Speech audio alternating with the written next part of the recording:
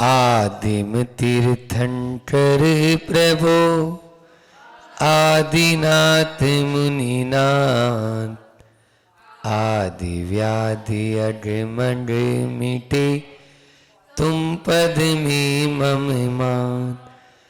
चरण शरण है आपके तारण तरण जियाज, भवदधि तट तट ले चलो करुणा कर जिन राज। बोलिए आदिम तीर्थंकर आदिनाथ भगवान की।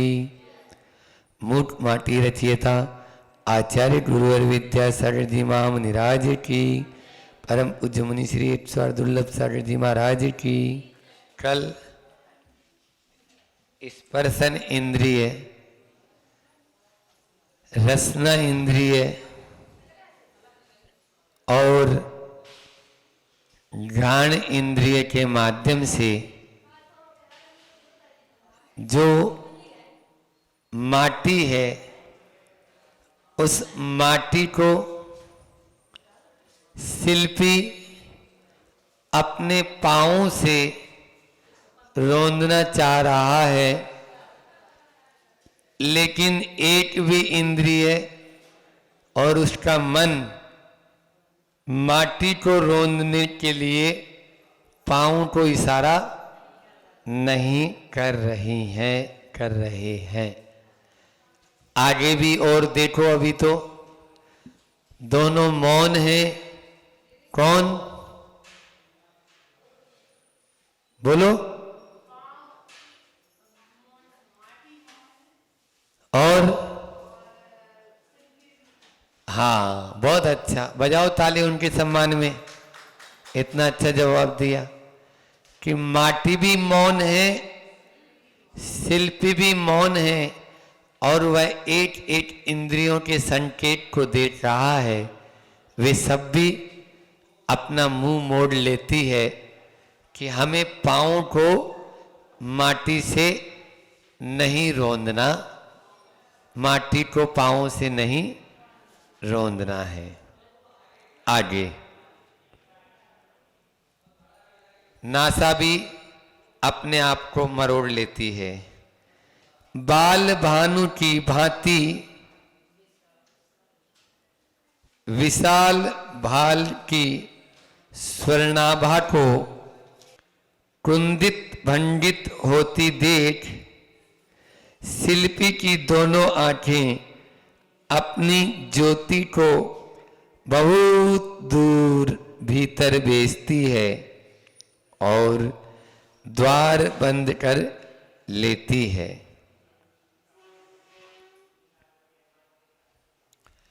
सुबह सुबह हम प्रतिदिन आपके यहाँ नित्य क्रिया को जाते हैं, उसी समय बाल भानु का आना होता है।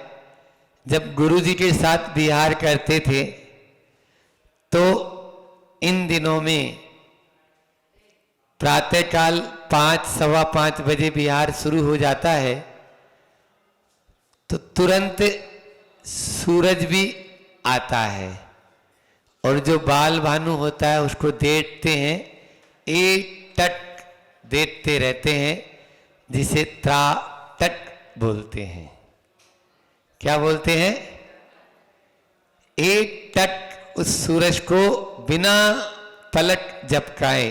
प्रतिदिन हम आपके यहाँ जो इधर नदी पार जाके खेत है, उस पर पहाड़ है और पहाड़ के ऊपर एक शिला पर खड़े हो जाते हैं और उस भानु को जो अभी अभी उदित हुआ है, जस्ट 1 मिनट भी नहीं, 2-3-4 मिनट में तो वह बहुत ऊपर हो जाता है, तो उसे एक टक जितना देखते रहो तो काला काला उसका घेरा बनेगा।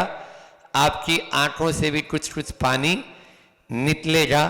फिर धीरे से अपनी दोनों आंखों को बंद कर लो। इसी को बोलते हैं त्राटक, है ना।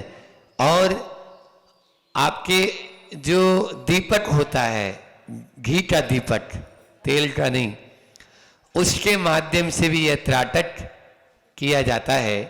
सामने दीपक लगा लिया, सूरज मान लीजिए रात्रि में तो आता नहीं है, तो उस समय वह भी हो सकता है। तो यहाँ पर आचार्य श्री जी ने उसी त्राटक का उल्लेख किया है। गुरु जी की आंखें आज भी बारीक से बारीक अक्षर पढ़ लेती है। क्यों? क्योंकि वो इन्हीं के माध्यम से जो प्रकृति है उसी के माध्यम से अपनी उन आंखों को स्वस्थ रखते हैं। चाहे वो नींबू हो, चाहे सरसों का तेल आंजना हो।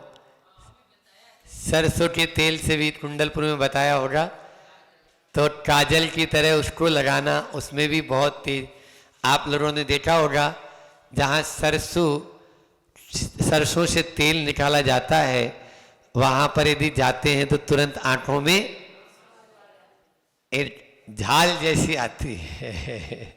उसी के माध्यम से समझ लो कि यह आंखों के लिए बहुत बहुत अच्छी मानी गई है। आचार्य श्री जी यहाँ उसी सूरज के माध्यम से उपदेश दे रहे हैं, क्योंकि पहुंचना कहाँ है? आंखों तक। मैंने बोला स्पर्शन, रसना और गान, ये तीन हो चुकी है। तो अब क्या आ गई? चक्षु। तो चक्षु को लेना है, तो चक्षु तक पहुंचने के लिए कवि जो कल्पना कर रहा है, उस कल्पना के आधार पर अपन अपने विचारों को भी ले जाते हैं। बाल भानु की भांति विशाल भाल की स्वर्णाभा को कुंदित भंगित होती देख शिल्पी की दोनों आंखें। अब वो ये विशाल भाल है, एक तरफ तो बाल, बालक जैसा, एक तरफ भाल, मतलब ये माथा, भाल यानी यहाँ पर है ना। तो वह भाल कुंदित भंगित होती देख, उसकी जो विशाल आभा है उसको, स्वर्ण आभा को कुंदित, क्योंकि इस पर भी सिकंद आ रहा है। पांव जो है माटी में खड़े हैं, तो उनको देखकर इस चेहरे पर आभा, इसमें भी फर्क आ रहा है। अपनी ज्योति को बहुत दूर भीतर भेजती और द्वार बंद कर लेती है। शिल्पी की वे दोनों आंखें उस बहुत दूर, मतलब कहाँ? बाल भानु तक, वहां तक भेजना है अपनी आंखों की इस ज्योति की किरण को, और धीरे से उनको बंद कर लेना है, जो मैंने भी आपको बताया। इन पलकों को बंद कर लेती है। इससे यही फलित हुआ, इस अवसर पर आंखों का अनुपस्थित रहना ही होनहार अनर्थ का असमर्थन है। मतलब जो अनर्थ होने वाला है उसका असमर्थन कर दिया। कौन ने? Very good. आंखों ने अपनी आंखों को जैसे हम बंद कर लेते हैं।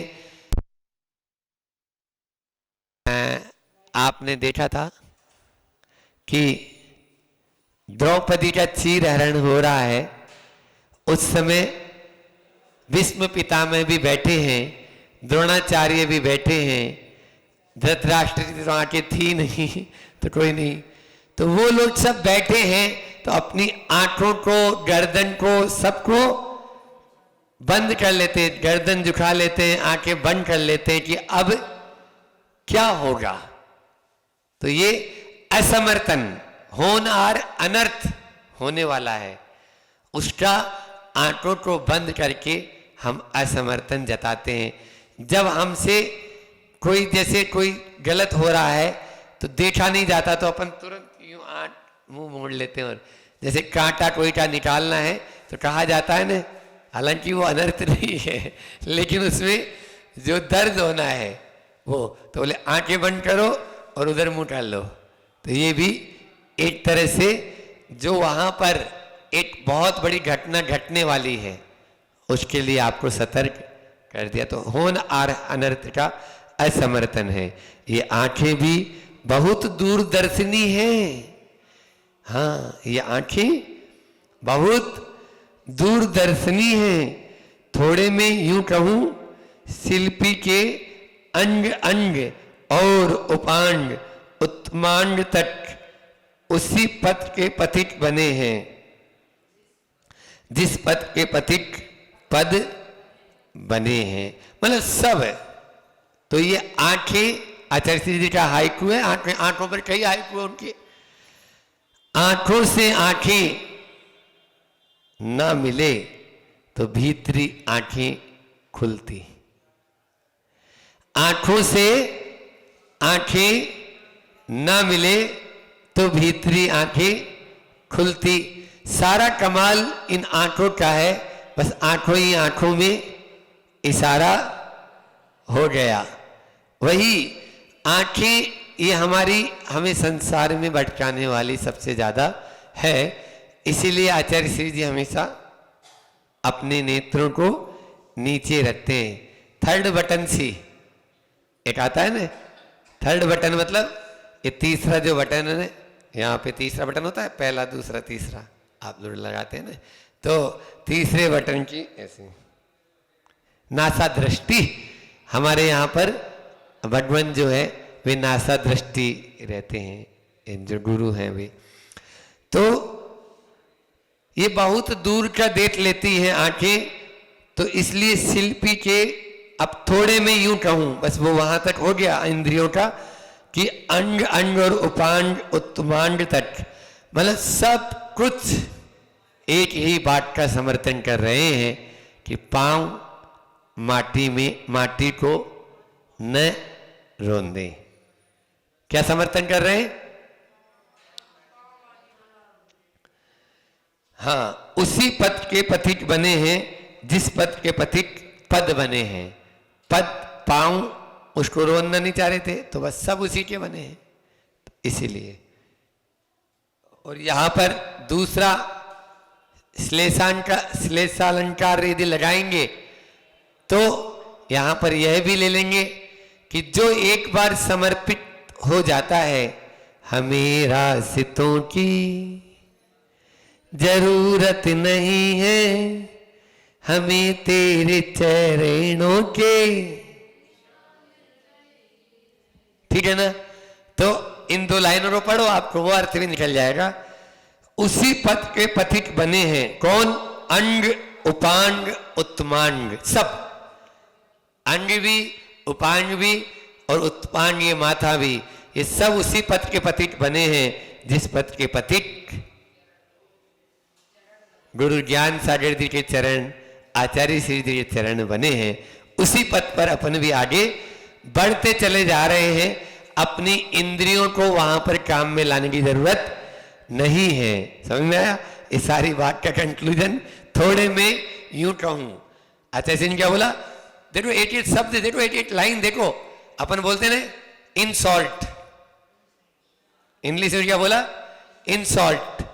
संक्षेप में कहूं तो निष्कर्ष है ना, सार, सार की बात ये है। इतना सार यहां पर बता दिया, ठीक है। अब आगे चलते हैं। माटी और शिल्पी दोनों निहार रहे हैं उसे। किसे? अरे नहीं, उसे नहीं, आगे वाली लाइन इसीलिए नहीं पढ़ी मैंने, प्रश्न खड़ा कर दिया। उसे निहार रहे हैं, मौन को।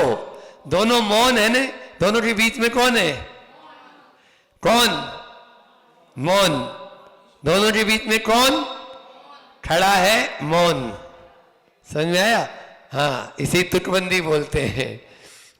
तो माटी और शिल्पी दोनों निहार रहे हैं उसे, उनके बीच में मौन जो खड़ा है। मौन से कौन वो बड़ा है? मौन से कौन? एक आचार्य श्री जी का एक है ना, मौनी मौन से सो को हराता स्वयं जीतता।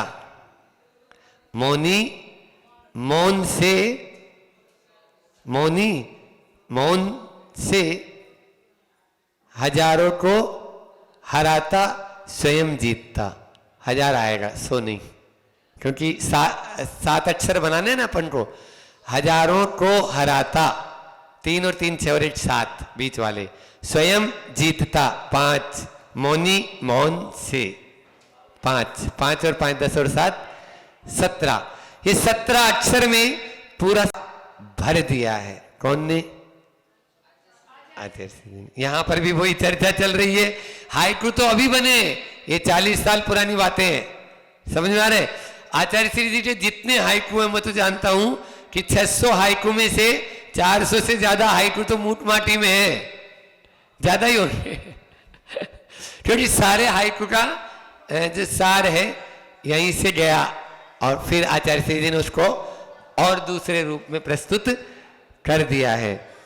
तो यहां पर भी मौन से कौन जो बड़ा है या वो बड़ा है, मौन की मौनता गौण कराता हो, कोई भी नहीं है जो उसकी मौनता को गौण करता हो, और मौन गुनगुनाता है, उसे जो सुने वही बड़ा है मौन से। बहुत बढ़िया, मौन उसी को गुनगुनाता है, जो सुने वही बड़ा है, जिसको वह गुनगुना रहा है, और वह आवाज हर किसी को सुनाई नहीं देगी, वह तो उसी को सुनाई देगी जो बिल्कुल शांत सरोवर की भांति है, ठहरे हुए पानी में कंकड़ न मार। समझ में आया? जो शांत सरोवर होता है उसी में मौन की आवाज सुनाई दे सकती है, बाकी कोलाहल में कहां से सुन पाएंगे, मौन की आवाज नहीं सुन पाएंगे। बहुत सुंदर, आगे देखो उसी को खोल रहे हैं, बहुत अच्छा। आचार्य श्री जी के शब्दों को देखना, बोल की काया वह अवधि से रची है ना, ढोल की माया वह परिधि से बची है ना, परंतु सुनो पोल की छाया की अवधि सीमा कहां, वह सब निधियों की निधि है, बोध की जायासी सदियों से सुची है ना, माटी की ओर मौन मुड़ता है पहले, मोम समान मौन गलता पिघलता है, और मुस्कान वाला मुख खुलता है उसका, मृदु मीठे मोदक समता में शब्द समूह निकलता है उसके मुख से। बहुत सुंदर, कितने सारे शब्द यहां पर हैं कि बोल, ढोल, पोल और बोध, ठीक है ना? इन 4 शब्दों से आप अपने इस तथ्य को पकड़ लेंगे कि बोल की काया वह अवधि से रची है ना। शब्द जो है पुद्गल हैं, क्या बोला? शब्द पुद्गल हैं। मैं ये जो बोल रहा हूं ये सब एक अवधि से रचे हैं, समय से बंधे हुए हैं, क्योंकि मैं यहां बोल रहा हूं उसी समय आपको सुनाई दे रहा है क्या? नहीं, उसमें भेद है। यहां से वो जा रहा है, टकरा के आ रहा है, पकड़ नहीं पा रहे वो अलग बात है, अपन को कंटिन्यू लग रहा है, कंटिन्यू है नहीं। तो बोल हमेशा उनका जो शरीर है वो अवधि से रचा है ना, ढोल की माया वह परिधि से बची है ना। ढोल जो होता है अपन ढोलक, तो वह ढोल उसकी जो माया है, उसकी जो आवाज है वह भी परिधि से बची है, परिधि है। फिर परंतु सुनो पोल की छाया की अवधि सीमा कहां, जो शून्य है, पोल बिल्कुल निखालिस, ठीक है ना, उसकी अवधि की सीमा नहीं है, क्योंकि वह शून्य है। आकाश जिसको अपन कहेंगे, पोल है ना, जैसे हड्डियों के बीच में, आकाश सब जगह है, ठीक है ना। तो आकाश, उसकी सीमा कहाँ है ना। तो वो पोल अपने यहां भी, जैसे ये शरीर किंचुणा आता है ना, किंचुणा जो चरम देह, मतलब अंतिम जो शरीर होता है अपना, उसके लास्ट में कुछ कम हो जाता है। क्यों? ये सब पोल है ना, ये पोल के ढोल, ये सब चले जाते हैं, ये सब समाप्त हो जाते हैं। नाक के अंदर पोल है, मुंह के अंदर पोल है, हड्डियों के बीच में पोल है, इसलिए उससे कुछ कम हमारी ये जो क्या बोलते अवगाहना है वो कम हो जाती है थोड़ी सी। तो यहां पर वही अवधि की सीमा कहाँ, वह सब निधियों की निधि है, बोध की जायासी सदियों से सूची है ना, ठीक है ना। तो सब निधियों में सबसे बड़ी निधि कौन सी, बोलो? ज्ञान। ज्ञान जो है वो सबसे बड़ी निधि है। बोध है ना, वो सबसे बड़ी निधि है। तो बोध की जायासी, बोध को उत्पन्न करने वाली, वह सदियों से सूची है ना बोध को। अब बोध कहां से उत्पन्न होता है, बोलो? इंद्रियों से, मन से नहीं, आत्मा से। कहां से उत्पन्न होता है? आत्मा से। तो वह सदियों से सूची है ना, बोलो? तो फिर क्यों लगे हो आप लोग इतने उपवास, इतने इसको सुखाने में, तप करने में? वो तो शुद्ध है ही, त्रिकाल शुद्ध है, बोलो? तो आत्मा, सुन लो, बता देते हैं, कोई बात नहीं। आया था एक बार भोपाल में मेरे पास में एक व्यक्ति ऐसा कि उसने बोला आत्मा तो त्रिकाल शुद्ध है, फिर महाराज जी इतनी तपस्या क्यों? तो दो चीजें हैं, एक होता है शक्ति अपेक्षा और एक होता है व्यक्ति अपेक्षा। आत्मा त्रिकाल शुद्ध है शक्ति की अपेक्षा से, लेकिन अभी व्यक्ति की अपेक्षा से या व्यक्ति की अपेक्षा से अभी उस पर बहुत बड़ा आवरण आठों कर्मों का पड़ा हुआ है। जब तक वो हटेगा नहीं, आत्मा तो शुद्ध है, लेकिन अनादि से जो उस पर कर्म रूपी आवरण चढ़ा हुआ है, उस कर्म रूपी, क्योंकि कहीं से लाना नहीं है अपन को, केवल जो लगा है उसको हटाना है, जो चढ़ा है उसको दूर करना है। समझ में आ रहा है? तो यहां पर भी आचार्य जी यही बोल रहे हैं, सदियों से सूची है ना। कितने प्यार से गुरु जी समझा रहे हैं, बोलो ना, अपन ऐसे बोलते हैं ना, कहो ना, ऐसा। तो ना लगाने से उसमें बहुत मिठास और आ जाता है। ऐसे 2-3 बार ना लगा दिया। माटी की ओर मौन मुड़ता है। अब मौन जो है, दोनों के बीच में कौन था? मौन। कौन था? वो मौन माटी की ओर जाता है पहले, क्योंकि उसके पास में क्या है? समता। क्या है? उसे सहन करना है। शिल्पी कुछ भी करे, लेकिन उसने तो समर्पण कर चुकी है वो अपने आप को।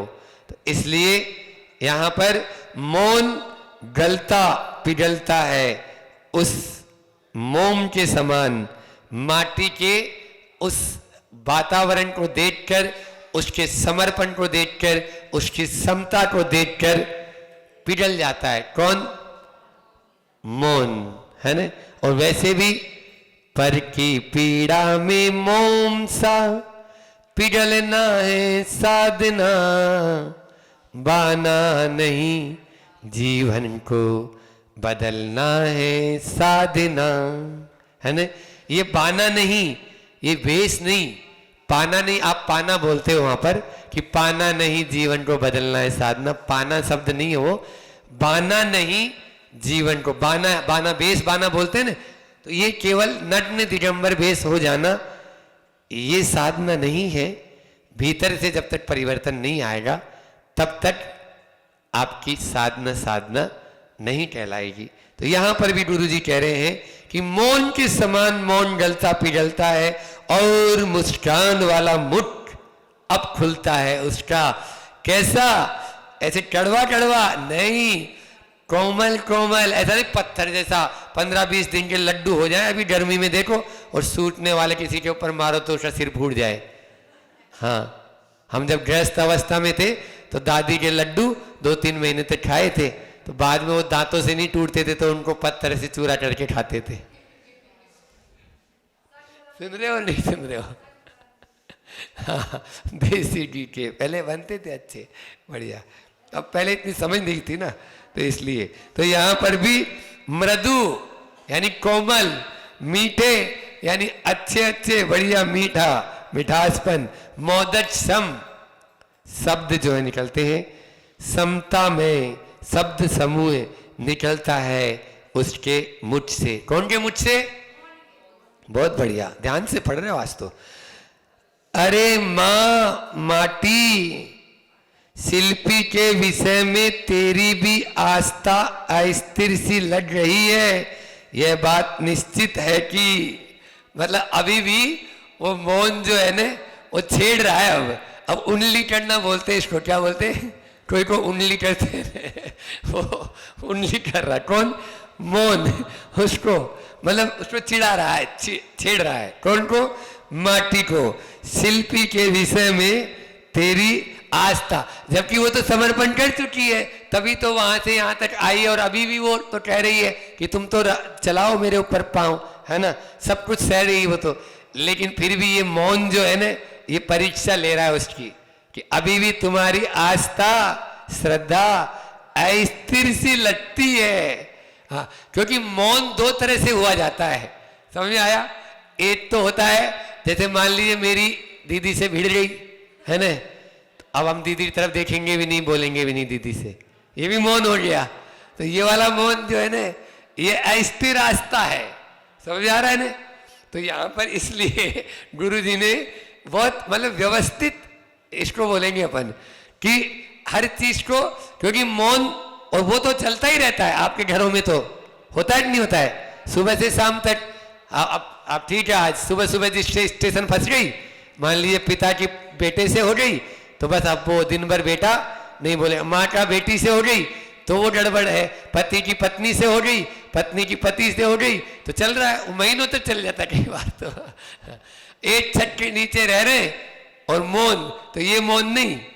एक बार एक ब्रह्मचारी जी आए आचार्य श्री जी के पास में, उनकी हर किसी से स्टेशन फंस जाती थी, संसूर ने याद आ गया, तो वो बोलते आचार्य श्री जी हमें 1 महीने का मौन दे दीजिए। आचार्य श्री तुरंत बोलते पहले बोलना सीखो। क्या हुआ? आचार्य श्री जी पास में आए, बोले आचार्य श्री जी हमें 1 महीने का मौन दे दीजिए। बोले पहले बोलना सीखो। ये सब चीजें अपन को जानना है। जब तक बोलना ही नहीं आ रहा है तो मौन की परिभाषा क्या होगी? एक गुस्से में जो मौन होता है, इसमें तो और कसाई भड़कती है। हाँ, वो तो ऐसी भड़कती है कि अंत, यदि मान लीजिए ठीक है आप वचनों का प्रयोग अब नहीं कर पाएंगे, बाकी अन्य एक्सप्लेन तो होते ही है ना, तो उसके माध्यम से आपके भीतर में जो खून है, वो जिसको बोलते हैं घुट घुट कर मरना, हाँ प्राणांत तक हो जाता है इसमें, ऐसे मौन में। क्योंकि अब वो अंदर ही अंदर उठ रहा है ना, वो अपनी बात को अपनी चीज को बोल लेगा तो फिर भी ठीक था, नहीं बोलेगा तो वो अंदर ही अंदर। प्रेशर कुकर है, अब प्रेशर कुकर मान लीजिए सीटी मार दे तो अच्छा है, और सीटी नहीं मारे तो मार लो ना सीटी भैया। जब कभी भी दिमाग के अंदर ऐसा अंदर में होए तो सीटी मार लो, कम से कम फटेंगे तो नहीं तो वो ऐसा फटेगा आसपास के क्षेत्रों को लेके डूब जाएगा, और लेके डूब जाएगा। एक बार हुआ था, चंपापुर से बिहार हुआ, इधर है चंपापुर, अपने हाँ चंपापुर से बिहार हुआ, अपने है ना वहाँ की मंदारगिरी, जो बीच में पहाड़ आता है ना, मंदारगिरी है ना चंपापुर का पहाड़। तो पहले ही दिन जहाँ पर शायद 2 बहनें थी, ब्रह्मचारिणी दीदियाँ तो चोटा लगा रही होगी, हम लोग का प्यार चल रहा था, हम ब्रह्मचारी अवस्था में थे, और कूटर सीटी नहीं मारा होगा, वो सीधा छत पे जाके वापस गैस पे पड़ा। छत से भिड़ा वो विद्यालय में, जिस विद्यालय में रुके थे वो लोग, जहां भी चोटा लगाए थे, विद्यालय में चोटा लगना था, तो वो ऊपर गया, ऊपर जाके वापस चूल्हे के ऊपर, खप्पड़ नहीं था, ऐसा ये जो होता है। अच्छा, उसके मतलब यदि वो तो जितना ऊंचा जाना है वो तो जाएगा ही नहीं, और फिर आसपास में जो होगा उसके ऊपर गिरेगा। तो इस प्रकार से मौन। तो यहां पर अपन आ गए कि शिल्पी के विषय में तेरी भी आस्था अस्थिर सी लग रही है। यह बात निश्चित है कि जो खिसकती सरकती है सरिता कहलाती है। सरिता मतलब जो सरके, सो सरिता, ठीक है ना, बोलते हैं ना, देर से बिछ पाए वो दरी, देर से बिछ पाए वो दरी, और चट से जो आ जाए वो चटाई। लोट में जहां तीनों लोटों में कहीं पे मिल जाए वो लोटी, है ना, लोटी। कहीं पे भी जाओ, पूरा पश्चिम उत्तर दक्षिण आपको सब जगह मिलेगी लोटी, और हर चौके में मिलेगी आपको लोटी। कहीं से भी जाओ, सर्दी गर्मी बरसात तीनों मौसम में मिलेगी आपको लोटी, कहीं पे भी, सब जगह, सर्वत्र यत्र तत्र सर्वत्र विचरण करती लोटी।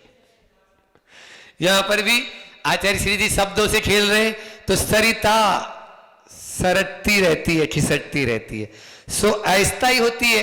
अब स्थायी तो है नहीं, आज यहां कल वहां, और सागर नहीं सरकता, सो स्थायी होता है। वो सागर सरकता नहीं है, एक जगह है, कुंडली मार के बैठा है वहीं पर, सो स्थायी। परंतु सरिता सरकती सागर की ओर ही ना, बहुत अच्छा। अन्यथा न सरिता रहे न सागर, यह सरकन ही सरिता की समिति है, यह निर्कन ही सरिता की प्रमिति है। पहले इधर ही देखते हैं इतना ही कि सरिता सरकती सागर की ओर ही है ना। अच्छा ये बताओ, सरिता सरक सरक के कहां जाती है? तो इसीलिए हमारे यहां दो तरह का आता है ना, एक होता है स्थिरता और एक होती है अस्थिरता। सागर की तरह स्थिर होना चाहिए, गंभीर होना चाहिए। आचार्यों के गुणों में सागर गंभीरा, प्रतिदिन अपन आचार्य भक्ति पढ़ते हैं ना, उसमें सागर समान गंभीर बोलते हैं अपन। तो वो क्या है, वो तभी आएगी जब स्थिरता होगी। स्थिरता नहीं होगी ना तो गंभीरता भी नहीं आएगी। वो अस्थिरता होगी तो वो कहीं का नहीं। मोक्ष मार्ग में यदि आगे बढ़ना है तो सागर के समान अपन को बनना है। इसीलिए तो सरिता भी खारा पानी है फिर भी उसी ओर जा रही है। इसलिए सागर में अनेक गुण हैं। अपने रत्नों को, अपने भीतर में रत्नों को उतारना है, रत्नों को ग्रहण करना है, तो वो सागर में ही आ पाएंगे और सागर के समान अपन को बनना है। अन्यथा सरिता सरिता ही रह जाएगी, सागर नहीं बन पाएगी। यह सरकन ही सरिता की समिति है। यदवा तदवा नहीं जाती वो, है ना। समिति का मतलब होता है प्रवृत्तिगत सावधानी। समिति का मतलब क्या? ये समिति नहीं आपके यहाँ है ना, वाइद्यनाथ दिगंबर जैन समिति, तो वो समिति की बात यहाँ नहीं हो रही है। हिंदू समिति, अग्रवाल समिति, ये समितियां नहीं। ये तो आप लोगों की पंचों की समितियां तो बनती रहती है, बिगड़ती रहती है। यहाँ पर तो वो समिति है जो मुनि महाराज की होती है, तो वह भी अपनी एक मतलब यानी जो है प्रवृत्ति तो है, अस्थिरता तो है, लेकिन इधर उधर नहीं, सीधी कहां जाती है? सागर की ओर। इसलिए वह समिति में चलती है। यह निरखन ही सरिता की प्रमिति है, ज्ञान है। निरखना उसका सरिता का प्रमिति है। बस यही तो आस्था कहलाती है। समिति और प्रमिति ये दोनों मिल जाना जो है आस्था है। समझ में आ रहा है? नहीं आया? अपन मान लीजिए आस्था का मतलब यही है कि जानना, देखना, है ना, देखना और भालना, ऐसा ले लो, देखना और भालना, है ना। तो देखना अपना हो गया है, पहले वह देख लिया, और समिति की और वह एक सागर की ओर ही जा रही है। और प्रमिति का, प्रमेय का मतलब होता है जानना, है ना, जानने योग्य। तो प्रमिति है मतलब वो क्या है, निरीक्षण सरिता की। मतलब कुल मिला के जिसको आराध्य के प्रति ही पूर्ण समर्पण हो जाता है वही आस्था है ना। उसी में देखना, उसी में जानना, उसी का सोचना, उसी का विचार करना, ये सब क्या है, ये आस्था के विषय है। समझ आ रहा है? ये आस्था तभी अपनी मजबूत होगी, बलवती होगी। तो यही, बस यही तो आस्था कहलाती है। आस्था की परिभाषा दे दिया आचार्य ने। आस्था छटपटाती रहती है। कब तक? जब तक उसे चरण नहीं मिलते चलने को। आ गए पांव पर, फिर से वापस पांव से शुरू हुए थे अपन, और पांव से गुरुजी वहीं वो लेके आ गई कि जब तक आप चलेंगे नहीं तब तक वह छटपटाती रहती है। इसलिए केवल जानना महत्वपूर्ण नहीं है, चलना महत्वपूर्ण है। ठीक है ना? जानने के बाद में चलो, चलेंगे तब मंजिल मिलेगी, नहीं तो आप माइल स्टोन को पकड़ के और वहीं मील के पत्थर को पकड़ के, वाह दिल्ली 500 किलोमीटर, दिल्ली 500 किलोमीटर, आओ नाचते रहो, होते ही खड़े रहो, एक कदम आगे नहीं बढ़ाओगे तो कभी पहुंचेंगे दिल्ली? नहीं पहुंचेंगे। इस प्रकार से आस्था छटपटाती है जब तक उसे चरण नहीं मिलते चलने को, और आस्था के बिना आचरण में आनंद आता नहीं, आ सकता नहीं। दंसन भट्टा, है ना। यहां पर आचार्य कुंद कह रहे हैं कि जब तक हमारी दृष्टि समीचीन नहीं होगी तब तक कैसा है वैसा ही है। अंक के बिना शून्य धरते जाओ, 1 नहीं, 2 नहीं, 20 नहीं, 50 नहीं, 100 शून्य रख दो, क्या मतलब है? और यदि 1 अंक लगा दिया और 1 भी शून्य है तो 10 हो जाएगा, 10 हो जाएगा। इसी प्रकार से आस्था के बिना चरणों का महत्व नहीं है, आनंद आता नहीं और आ सकता भी नहीं। हाँ, दोनों यहां पर टेंस दिए आचार्य जी ने कि आता नहीं प्रेजेंट टेंस है, और कैन बी, मे बी, आ सकता नहीं, नॉट में भी, कैन नॉट। हाँ, इंग्लिश में भी बोल सकते हैं लेकिन आप लोग, इसलिए वह नहीं आ पाएगा आपको, क्योंकि वो है ही नहीं ना। तो फिर तो महाराज जी पहले हम सम्यक दर्शन की प्राप्ति करेंगे, अब तो आपने अच्छो बता दियो, चोखो बता दियो हमें तो। हाँ, हमें तो सम्यक दर्शन पहले हो जाए तभी हम आप जितनी बातें बता रहे हो सो हम उनको अपने जीवन में अपनाएं, नहीं तो काय के लाने। आपने तो बोली अभी, सुनो ये केवली का विषय है। हो सकता है मैं यहां बैठा हुआ हूं, मेरे में सम्यक दृष्टि हूं या नहीं हूं, ये भी कोई जरूरी नहीं है, लेकिन अपने आप को सम्यक दृष्टि मानकर ही मैं अपने व्रतों में हमेशा दृढ़ बना रहता हूं, बना रहूंगा।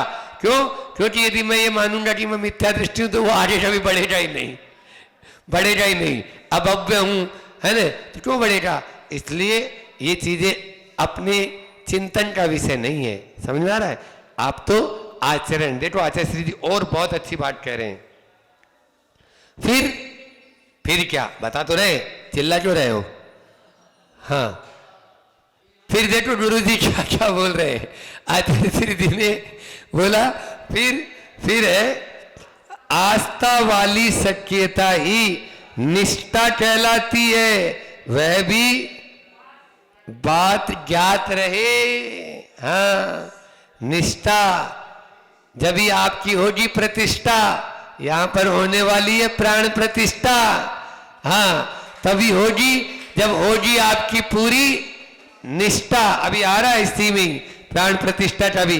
तो निश्चित रूप से आचार्य श्री जी ने सच्चे सम्यक दर्शन हथकरघा की जो संस्था है, उस संस्था का नाम क्या दिया? हाँ, आचार्य ज्ञान सागर जी कुंडलपुर की संस्था दी ने सच्चे सम्यक दर्शन हथकरघा को नाम दिया है। सच्चे सम्यक दर्शन का मतलब, सम्यक दर्शन के बड़े बड़े शिविर लग गए लंदन में जाकर, समझ में आ रहा है ना? लेकिन वो क्या सच्चे सम्यक दर्शन है?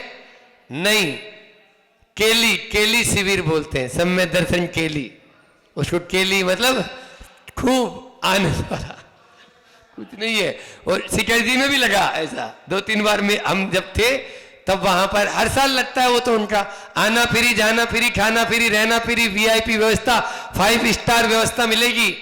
आप तो बनो सोनगढ़ी, यदि कोई बनने वाला हो तो। वो तो निमंत्रण दे रहे हैं खुला। और वहां जाते भी उनके यहां ये वाले ही हैं, अधिकतर क्रीम जनता उधर जाती है, समझ आ रहा है? तो ये तो समझ में आ रहा है। तो यहां पर सच्चे सम्यक दर्शन किसे कहेंगे? जिस सम्यक दर्शन को प्राप्त करने के बाद में या जिस सम्यक दर्शन को जानने के बाद में हमारे चरण आचरण की ओर बढ़े, तब वह सम्यक दर्शन कहलाएगा। इस प्रकार से यहां पर आचार्य श्री जी कह रहे हैं कि वह निष्ठा कहलाती है।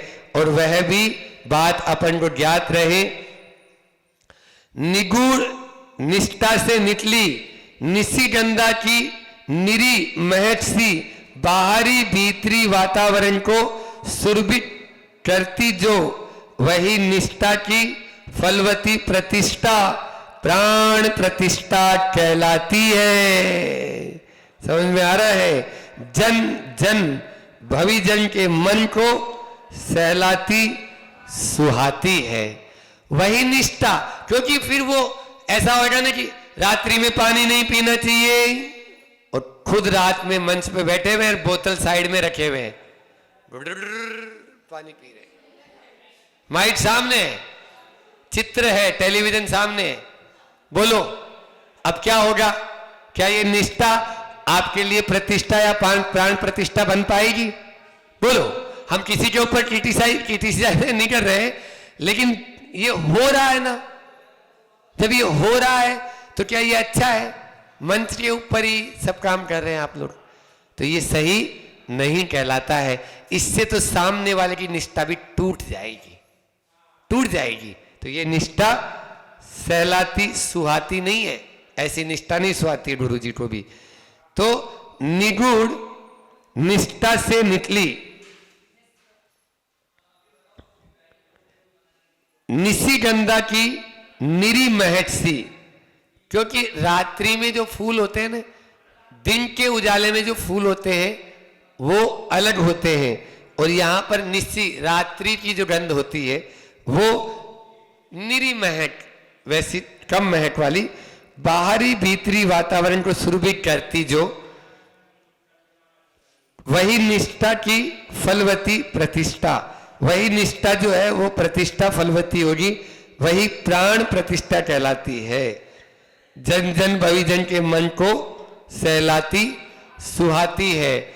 हमारे तीर्थंकर, हमारे गुरुदेव, हमारे आचार्य भगवान, अन्य आचार्य परमेष्ठी परंपरा से, इन सब ने उसी को पहले अपने जीवन में श्रद्धान किया और फिर उसी के माध्यम से वे आगे अपने आचरण में लाए। उसी निष्ठा को पहले अपने भीतर प्रतिष्ठित किए और फिर उन्होंने जिस प्रतिमा में प्राण प्रतिष्ठा जिसको बोलते हैं फूंक दिया, चाहे वो चेतन हो चाहे अचेतन, तभी वह सुगंधित सब तरफ फैल पाती है। अन्यथा वह केवल निशिगंधा सी, निरी महक सी रह जाएगी, उसका कोई महत्व नहीं रह पाएगा। इसलिए अपन को स्वयं को भी महकना है और दूसरे को भी महकाना है। तो उस श्रद्धा को जो हम यहाँ सुनते हैं उसको अपन को धीरे धीरे आचरण में भी लाना है, तभी जाकर वह फलवती होगी। इतना ही रखते हैं। बोली अहिंसा परमो धर्म की। आचार्य गुरु और विद्यासागर जी महामुनि राज की। जावाणी के ज्ञान ते सूजे लोकालोक, सोवाणी मस्तक नमो सदा देत डोट। हे जिनवाणी भारती देव वजु अरिहंत को, गुरु सेवा निर्गन, दया धर्म पालो सदा, यही मोक्ष का पंथ। 9 बार नमोकार।